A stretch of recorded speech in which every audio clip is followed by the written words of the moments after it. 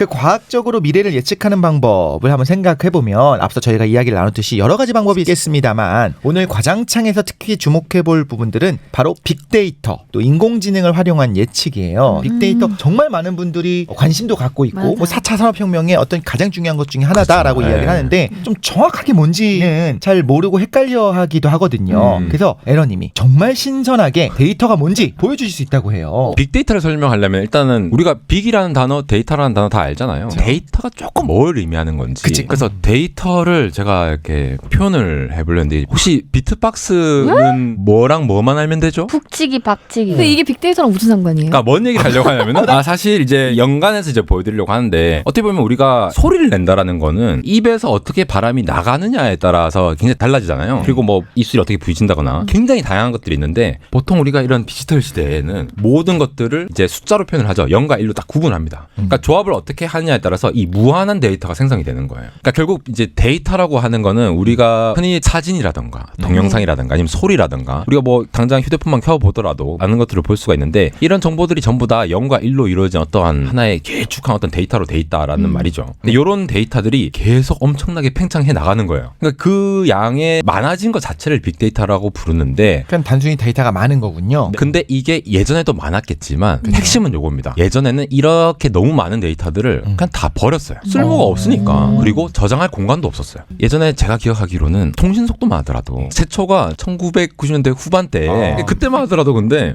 전화선 연결해가지고 그 전화를 한참 안 되게 해도 디스켓 하나 1메가 받는데 굉장히 시간이 오래 걸렸는데 그러네. 지금 1초에 1메가는 그냥 받잖아요. 그러니까 이렇게 통신 기술이 발달하니까 짧은 시간 안에 굉장히 많은 정보를 전달할 수도 있고 그거를 이제 휴대폰 안에도 굉장히 많이 저장할 수도 있고 저장 공간 자체도 혁명적으로 늘어났다. 네, 이게 같이 확 하다 보니까 이제 이 전체 데이터 중에 예전에는 버렸던 데이터까지 다 가져오는 거죠. 밤늦게 술을 마셨어요. 근데 나는 아무 신경도 안 쓰고 있는데 갑자기 막차 시간입니다 하면서 몇 시 몇 분 이 막차 버스가 지금 몇 분 후에 올 예정입니다 네. 하는 거를 자동으로 알려주는 거예요. 그건 무슨 말이냐? 이 휴대폰 앱이 내가 평소에 어디를 왔다 갔다 하고 어떤 버스를 타 왔는데 내 위치가 지금 여기다. 예전에는 이런 정보들을 수집 안 하고 있었겠죠. 저장 공간도 없고 이랬는데 그거를 통해서 어떤 유용한 정보를 새로 생성해내는 기술. 그게 이제 빅데이터 기술의 핵심이라고 보시면 되겠습니다. 단순히 데이터가 많다가 아니고 네. 과거에 벌어지던 정보까지 계속 수집해서 어느 정도 가공을 하고 있다. 아까 그 비트박스랑 연결해 주신 게 그러니까 이게 조합이 돼서 비트박스가 된 것처럼 0이라는 숫자랑 1이라는 숫자가 불규칙하게 조합이 된 거 그게 네. 데이터라고 할 수 있는 거다라는 말씀이신가요? 그렇죠. 그거 자체는 데이터죠. 우리가 사진의 정보들도 결국 우리가 보고 있는 것들은 어떤 뭐 빨간색, 파란색, 노란색 이렇게 돼 있지만 그 빨간색을 나타내는 거를 결국 쪼개서 보면은 결국 0과 1의 조합으로 구성이 되어 있는 거죠. 예전에는 그 어떤 홈페이지 서버를 운영하는 데 있어서 큰 기업들은 그런 걸 많이 했죠. 쇼핑 추천 시스템을 많이 이용했는데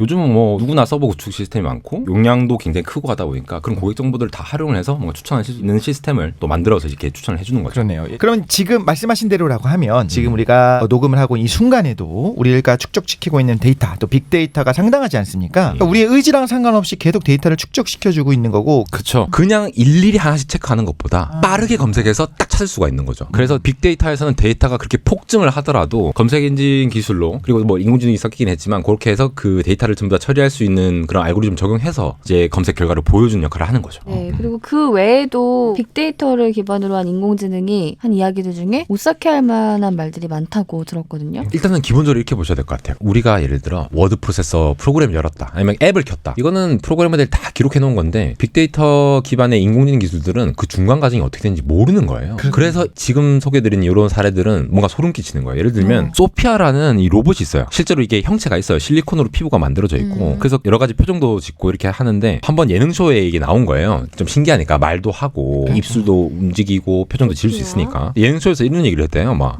이겼다. 이건 인간을 지배하려는 내 계획의 좋은 시작이네. 이렇게 얘기했다고 해요. 부산 소피아 분이 그렇게 하면서 자기가 마치 인간을 지배하는 계획이 있었다는 거를 이거 농담으로 던진 걸까요? 굉장히 근데 사실 듣는 입장에서는 서늘할 수 있거든요. 그렇죠. 그리고 또 다른 인터뷰가 있었는데 거기서도 똑같은 말을 했대요. 그 질문 자체가 좀 이상하긴 했어요. 왜냐하면 이게 진짜 그냥 오히려 농담인 것처럼 느껴지는 그 소피아 로봇이라면 괜찮을 텐데 사실 어떤 분들은 약간 우려 섞인 진짜 사람처럼 움직이네. 제가 만약에 어떤 의지를 가지시면 위험하겠다는 생각을 하고 있는데 이런 얘기를 툭 하고 던진다는 게 서늘할 수 있는 거거든요. 지금은 소피아나가 표정만 짓지만 나중에 몸을 움직이면은 그렇죠. 이 생각 기반으로 뭔가 액션을 취한다. 그럼 좀 무서워지는 거죠. 우리가 이길 수 없거든요. 이런 인공지능 기반은 뭔가 기존에 없던 어떤 소름 끼치는 사례들이 많은데 예를 들어 위키피디아 아시죠? 온갖 것들의 지성 집단의 네. 백과사전이잖아요. 로봇이란 거는 그 물리적인 로봇이 아니라 프로그램이 계속 돌아요. 계속 수정하고 어떤 거 잘못됐으면 자동으로 수정해주는 로봇이에요, 그거는. 프로그램이 계속 서로 도는 거죠. 근데 이 로봇들이 계속 이제 여러 사람들이 수정을 하고 반복을 하다 보는데 두 로봇이 충돌이 난 거예요. 충돌이 났다는 무슨 말이냐? 한 사람은 계속 삭제를 해. 근데 한 사람은 계속 추가를 하는 거예요. 계속 그걸 반복하는 거야. 근데 갑자기 이게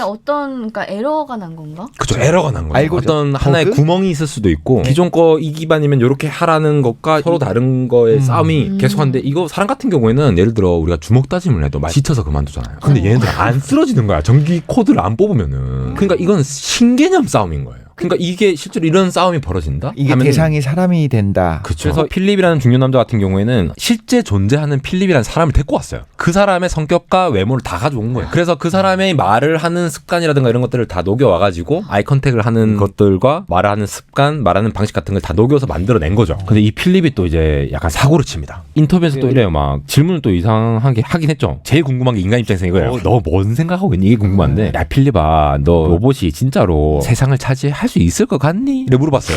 물어봤는데 필립이 이렇게 대답해요. 야, 닌 내 친구잖아. 인간 동물원 안에서 내 친구들을 안전하게 해주고 지켜보게 해줄게. 사실 그게 인간 동물원이라는 단어가 일상적인 단어도 아니잖아요. 자기 친구는 그래도 그 인간 동물원 안에서 그 우리 안에서 그래도 니는 친구니까 좀 안전을 보장해줄게. 이런 식의 약간 깊이 있는 대화까지 가능하다는 거죠. 제일 무서운 게 우리 몸이 제일 연구를 하기 쉽지 않은 게 물리랑 다른 것에 비해서 그런 메커니즘을 정확하게 파악을 하기가 힘들다라는 거 있잖아요. 네. 실험을 비교한다는 거. 마찬가지로 이것도 중간 과정에 얘네들이 어떻게 해서 이러한 대화를 하게 됐는지 이걸 모르다 보니까 우리가 결국 대상이 불분명해질 때 좀 공포감을 느낄 수밖에 없잖아요. 그래서 그 인공지능에 대한 이제 무서움이라는 게 아마 이런 부분들에 있고 이런 것들을 잘 차치해 나가고 제거해 나가는 게 아주 필요한 부분이 아닌가 싶습니다. 왜 그런 생각했는지를 우리가 캐물으면서 어떤 알고리즘의 결과인지를 알고 싶을 수 있겠네요. 그 손정희 소프트뱅크 회장 다 아시죠? 이분 같은 경우 또 주식 때문에도 계속 또 이슈가 되는데 AI의 IQ가 사실 지금은 인간의 어떤 그걸 만드는 사람들에 비해서 아주 높다고 할 수는 없을 텐데 곧 1만 이상으로 가는 시대가 올 거다. 그래서 흔히 말하는 인간의 수준을 간신히 따라가는 인공지능을 넘어서 슈퍼지능, 초지능의 시대가 올 것이다. 이런 이야기를 했거든요. 에러님 어떻게 생각하십니까? 실제로 그게 가능하다고 보고요. 어쨌든 인간이 처리할 수 있는 그냥 데이터 처리 능력이라는 거는 한계가 있는데 그거를 복합적으로 데이터를 활용해서 하는 데이터 보관 장소도 커질 거고 네. 처리 속도도 빨라질 거고 지금 알파고나 이런 것보다도 훨씬 더 똑똑한 알고리즘들이 계속 개발되어 나갈 겁니다. 그에 따라서 결국은 그러한 것들이 굉장히 활용 가치가 굉장히 좋은 엄청 우수한 기술들이 계속 개발되어 나갈 텐데 최종적으로는 그거를 어떻게 활용해 나가야 될 거냐라는 거이겠죠. 가영님 입장에서는 이야기를 듣다 보니까 네네. 어떤 생각이 드시는지. 저는 일단은 날씨도 사실 AI 이야기 나올 때 대체되지 않으려면 어떤 날씨를 전해야 될까? AI가 내 역할을 할 수 없는 그 부분을 잘 해야겠다. 그 네. 부분이 뭘까에 대한 고민을 늘 하죠. 워낙 요즘 빅데이터 기술이 곽강을 받고 네. 또 적용 안 되고 있는 분야가 없다 보니까 사실 그래서 빅데이터 그래서 내가 뭘 해야 되느냐라는 질문을 굉장히 많이 받는 것 같아요. 대체 그래서 빅데이터인데 내가 뭘 하라고 하는데 아까 잠깐 말씀드렸는데 예전에는 예를 들어 기업 리더들이나 오너 분들이 직관력이 굉장히 우수한 사람들이 귀하던 시절 그런 사람들이 굉장히 추앙을 받는 시대였어요. 정보가 굉장히 한정적이었고 그 정보를 가지고 어떻게 잘 활용할 수 있는 사람 그런 사람들이 굉장히 별로 없었는데 지금은 그야말로 데이터는 다 오픈되어 있잖아요. 그러니까 우리가 할 수 있는 능력은 결국 그 데이터에서 자기한테 의미 있거나 그러니까 빠르게 추려내는 능력 그런 것들을 개발을 하는데 노력을 해야 되겠고 결국 그 빅데이터의 근간이라고 하는 거는 결국 통계적인 그런 시각이거든요. 전체 데이터가 이렇게 많고 그중에서 이렇게 많이 한다. 예를 들어 우리가 인스타그램에 검색을 했어요. 탕수육이라고 검색하면은 사진들이 다 탕수육이 뜨진 않겠죠. 근데 대부분은 탕수육이 뜨잖아요. 그렇게 점점점 수렴해 나가는 어떤 큰 수의 법칙 같은 것들이 있듯이 기본적인 통계 지식을 가지고 내가 앞으로 어떤 데이터를 마주했을 때 어떻게 해석할 수 있는 능력 이런 거는 앞으로는 점점 더 많은 사람들한테 널리 필요할 것이다. 이렇게 말씀드리고 싶습니다.